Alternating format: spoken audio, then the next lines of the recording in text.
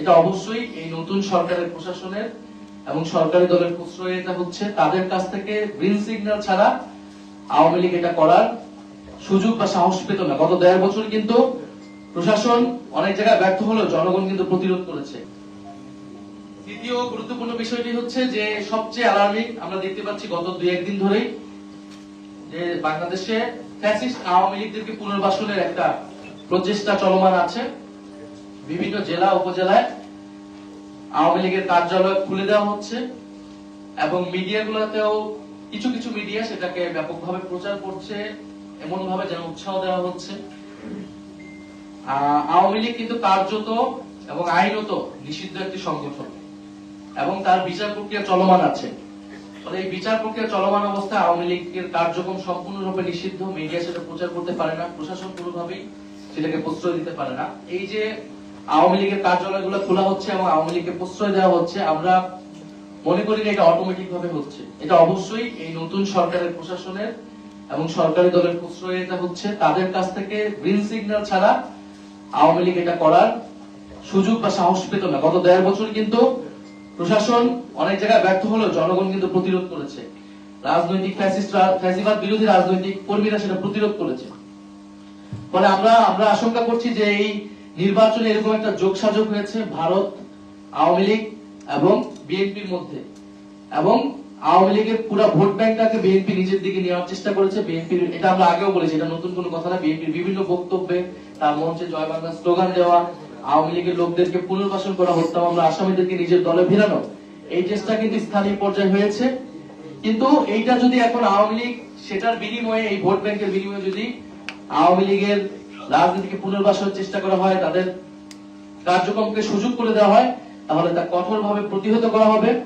আমরা প্রশাসনের প্রতি আহ্বান জানাবো যে ৮টি বা ৯টি জেলায় আওয়ামী লীগের জেলা কার্যালয় তারা খুলেছে, সেটা কিভাবে হয়েছে আমরা তার জবাব দিতে চাই এবং অবিলম্বে সেটা প্রশাসনিক ভাবে আইন শৃঙ্খলা বাহিনীর দায়িত্ব সেই কার্যালয় বন্ধ করা। যদি তারা ব্যর্থ হয় তাহলে আমরা কিন্তু রাজনৈতিক ভাবে প্রতিরোধের ডাক দেবো সারা বাংলাদেশে, এবং সেটার জন্য কিন্তু এই সরকারকেও আমরা কিন্তু কাঠগড়ায় দাঁড়াবো এই ফ্যাসিস্টদেরকে পুনর্বাসনের দায়। চতুর্থত আমরা বলতে চাই যে এই নতুন সরকার গঠনের সাথে সাথে আমরা দেখতে পাচ্ছি যে গণমাধ্যমের স্বাধীনতার উপর হস্তক্ষেপ হচ্ছে, গণমাধ্যমের কণ্ঠস্বরকে রোধ করে দেওয়ার চেষ্টা করা হচ্ছে। আপনারা অলরেডি শুনেছেন বাসসের ঘটনা, আপনারা জানেন, আপনারা এখন টিভির যে সাংবাদিকদেরকে শোকজ এবং পরবর্তীতে বরখাস্ত, সেই ঘটনা আপনারা জানেন।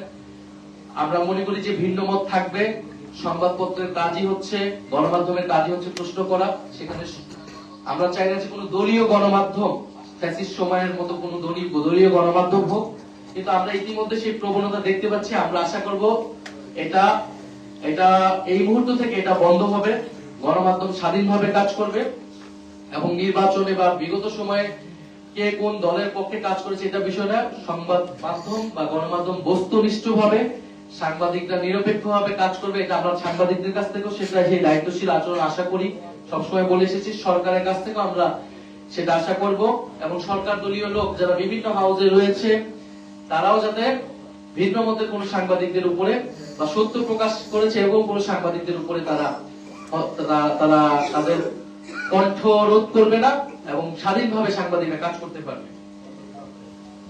এছাড়াও আমরা দেখতে পাচ্ছি যে রমজান মাসে আমরা জানি যে রমজান মাসে বাংলাদেশের মানুষ ইবাদত বন্দেগী করে।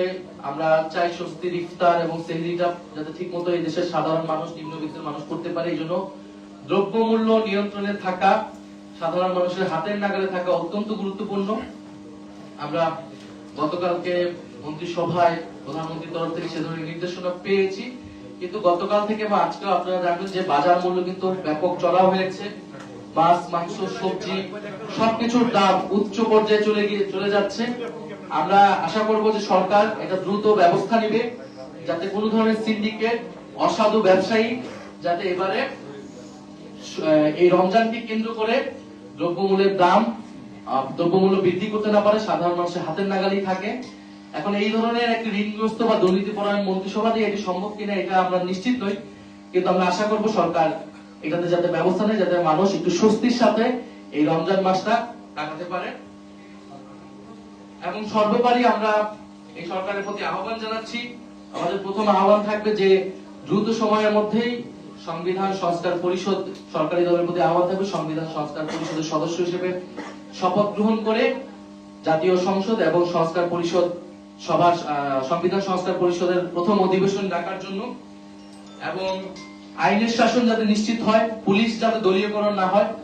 আমরা অলরেডি বিভিন্ন জায়গায় সে ধরনের প্রবণতা দেখছি। গণমাধ্যম, পুলিশ অর্থাৎ বিভিন্ন প্রতিষ্ঠান যেটা ফ্যাসিস্ট আমলে, আগের আমলে দলীয়করণ হয়েছে, আমরা আশা করব এবার দলীয়করণ হবে না।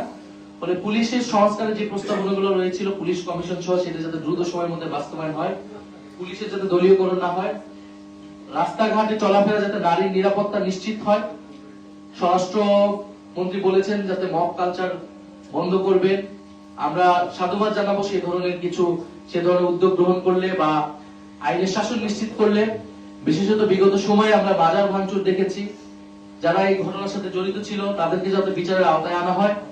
তবে মানুষের যাতে ন্যায্য প্রতিবাদ করার বা বিক্ষোভের যে গণতান্ত্রিক অধিকার, সেই অধিকার যাতে সরকার হরণ না করে বা আইন শৃঙ্খলা বাহিনীকে যাতে সেক্ষেত্রে ব্যবহার না করে, সে বিষয়ে যাতে সরকার সতর্ক থাকে, সে বিষয়ে আমাদের আহ্বান থাকবে।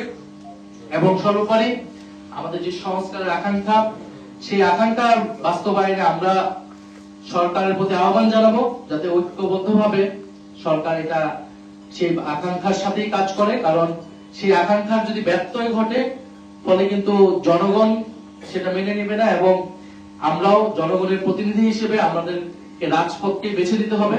কিন্তু আমরা চাই যে এই যে নতুন সরকার গঠিত হয়েছে, সরকারের সাথে কাজ করতে। কিন্তু সরকার যদি ঋণ খেলাপি যারা রয়েছে তাদের বিরুদ্ধে ব্যবস্থা না নেয়, আমরা সেই যেটা জানতে চাই যে ঋণ খেলাপিদের বিরুদ্ধে কি ব্যবস্থা নিবে, তারা ঋণ কতদিনের নাগাদ পরিশোধ করবে। বিশেষত নির্বাচন কমিশন যেহেতু এই ঋণ খেলাপিদেরকে সুযোগ করে দিয়েছে নির্বাচন করার, ফলে নির্বাচন কমিশনের এটা দায়িত্ব যে ঋণ খেলাপিদের দ্রুত সময়ের মধ্যে তারা ঋণ পরিশোধ করবে। এবং যারা হত্যা মামলার আসামি রয়েছে,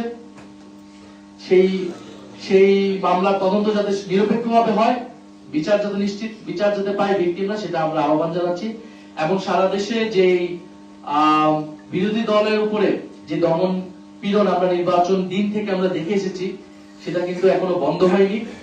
হাতিয়ার যে ধর্ষণের ঘটনা, সেটা মামলা মাত্র হয়েছে। আমরা আশা করবো এই সকল ঘটনা মামলা নিরপেক্ষভাবে পরিচালিত হবে এবং বিভিন্ন জায়গায় বিরোধীদের উপরে মামলা দেওয়া হচ্ছে। আমরা সেই আওয়ামী আমলের সংস্কৃতি কিন্তু এই নতুন সরকার থেকে আমরা প্রত্যাশা করি না। আমরা আশা করব যে বাংলাদেশে দ্রুতই সংসদ এবং সংবিধান সংস্কার পরিষদ চালু হবে। আমরা সেখানে আমাদের এই কথাগুলো, আমাদের এই বক্তব্যগুলো আমরা দিতে পারবো।